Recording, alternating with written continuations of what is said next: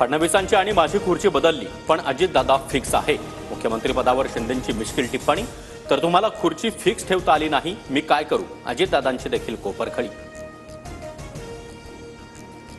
चहापानाच्या कार्यक्रमावेळी अजितदादांनी धनंजय मुंडेंसोबत बोलणं टाळलं।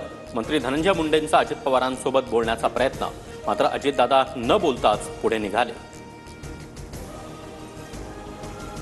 उद्या अधिवेशनापूर्वी धनंजय मुंडेंचा राजीनामा होणार। मुंडेंच्या राजीनाम्याबाबत 100% माहिती मिळाली। करुणा मुंडे यांचा मोठा दावा। अजितदादांनी 2 दिवसांपूर्वीच धनंजय मुंडेंचा राजीनामा घेतलाय। अधिवेशनापूर्वी अजितदादा स्वतः राजीनाम्याची घोषणा करणार। करुणा मुंडेंचा TV9 मराठीवर खळबळजनक दावा। संतोष देशमुखांना मारहाण करताना आरोपींनी 15 व्हिडिओ 8 फोटो काढले। सीआयडीकडून आरोपी महेश केदारच्या फोनमधील व्हिडिओ आणि फोटो जप्त। 9 डिसेंबरला संतोष देशमुखांना 3 तास अमानुष मारहाण, व्हिडिओ समोर। वाल्मिकनं अवादा कंपनीला दिलेल्या धमकीच्या कॉलचे तपशील समोर। सीआयडीच्या चार्जशीटमध्ये धमकीच्या सविस्तर संभाषणाचा उल्लेख।